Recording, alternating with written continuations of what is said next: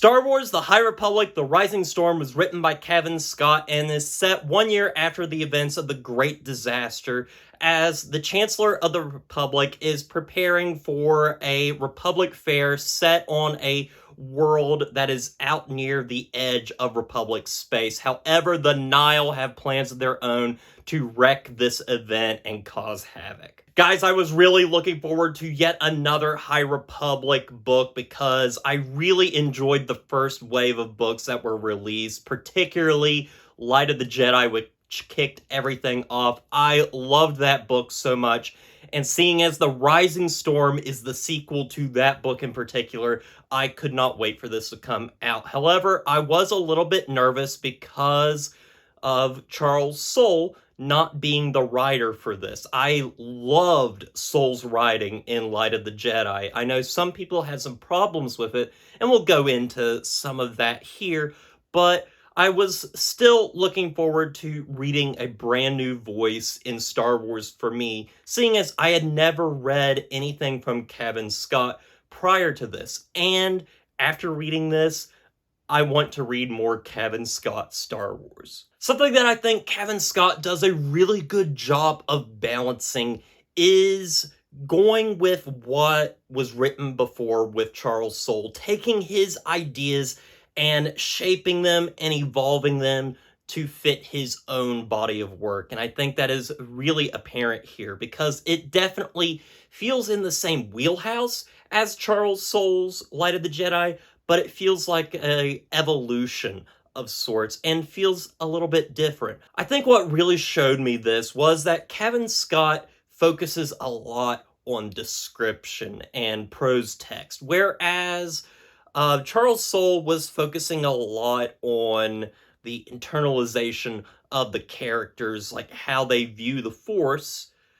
Cavan Scott approaches it more from world building. We see the world through his eyes as he describes things that are political, describes the environment, describes the smell, the feeling, and all of that stuff. And it's very well done and really puts you into that world, unlike what Light of the Jedi did in that previous novel. But I really love his style here, and I think it's really well done. But also, he is able to delve into the characters by simplifying things a little bit. Now, one of the biggest problems that people had with Light of the Jedi that I didn't necessarily have was that there were too many characters. And I will admit that there were a lot of characters in Light of the Jedi. Well, Cavan Scott kind of scales it back a little bit and focuses on only a handful of characters this time, particularly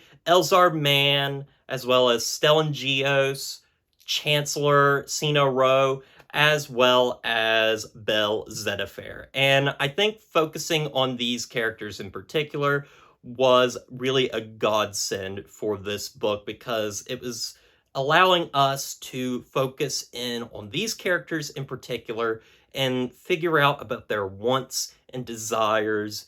And I think it really benefited in this, particularly with Stellan Gios and Elzar Mann's characters and their relationship with each other that is challenged throughout this entire book. Particularly, my favorite has to be Elzar Mann, who is really struggling with some issues throughout this entire book because he's not really the best Jedi that abides by the code. He definitely has emotional attachment towards people, particularly with Avar Kriss, who was the main character of the last book.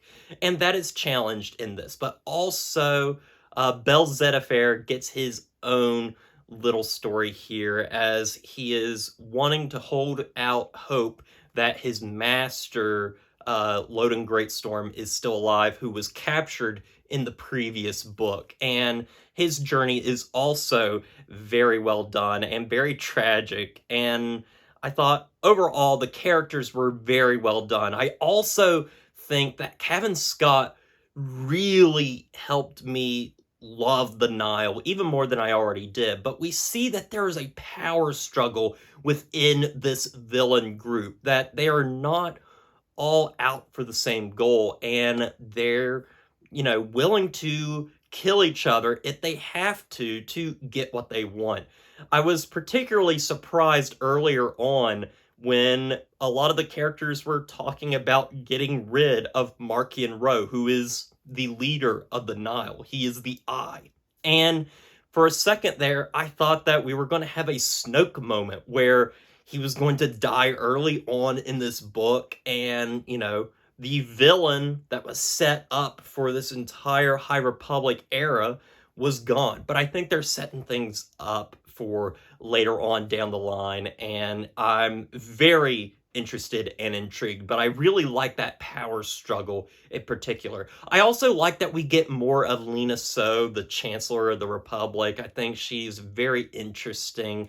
The fact that she is trying so desperately to bring people into the Republic fold is really great. She has some great ideas, but she is also a little bit naive that, things will go right, and things ultimately do not in this book. I also really liked how the book was structured overall. Now, I do have some problems with it that I will mention later on, but the first half of this book is filled with absolute dread, and you feel that throughout the entire book. And it's very well done here. That feeling of dread just makes you turn every page and you're just wondering what is going to happen next. There's going to be this big moment, and it eventually happens halfway through the book, and then the rest of it is just action till the very end in the best Star Wars way. I also really liked the twists and turns that happen throughout this book. There are moments throughout this book where I didn't know what was going to happen next. There were some times where I thought a character was going to die or something else was going to happen, and it either rang true or it didn't, and it just threw me through a loop. There's one particular image with Elzar Mann and the Chancellor that was so shocking and so beautiful that I hope at some point there is some sort of fan art out there to illustrate that beautiful scene. I will say, minor spoilers here, that there's a moment where Lena So may be dead and Elzar Mann is holding her in his arms, and it's just very, very well done. There is also a very shocking ending. This ending is more or less like The Empire Strikes Back. In fact, I feel like this feels like the middle chapter of some sort of trilogy early on in Phase 1. And it's very well done, very shocking, and very grim. Like, I'm excited to know what is going to happen next in the High Republic after this because of that very grim ending with a gruesome death that I did not see coming, that was very thought-provoking and just, it was challenging. And that was something I can really say about this book, was it was challenging for me as a Star Wars reader, a Star Wars consumer of sorts.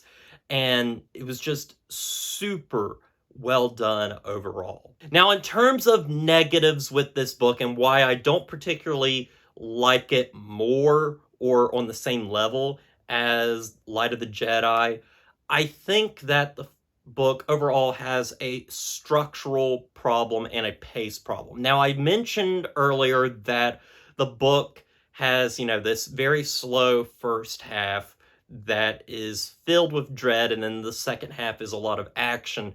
And this is really good for the story that Cavan Scott is telling. However, I do feel like it kind of dampens the pace a little bit, and things are a little spread out more than I think they should be. And I think it makes for some wonky structure because the first half is so very little action. Then you have that midpoint that sends us into a completely different second half where it's completely all action. And it's a little bit unbalanced. So I wish that that midpoint was maybe a little closer, like maybe near the end of the first act. And I think you could still maintain that same level of dread nonetheless. But other than that, I think this is still a really solid book in the High Republic. I think this is a really good book, and I can completely understand if people love this book more than Light of the Jedi, particularly because it focuses on less characters and gives you a little bit more time with each of them. Whereas the High Republic's Light of the Jedi really had to set up a ton of characters, and you got a little bit less time with each of them. But nonetheless, this is a fantastic book, and I wholly recommend it. So anyway, with all that said, I'm going to give Star Wars The High Republic, The Rising Storm an 8 out of 10. I definitely recommend this book for anybody that is interested in getting into the High Republic, but I do say that this is not the best entry point for somebody to get into the High Republic. I definitely recommend reading Light of the Jedi first, and if you like that book, or if you're still unsure, definitely read this book because I think it will turn you over to the light side. Well, anyway, guys, I want to thank you guys for watching, and as always, don't forget to like, comment, and subscribe to the channel, and stay positive.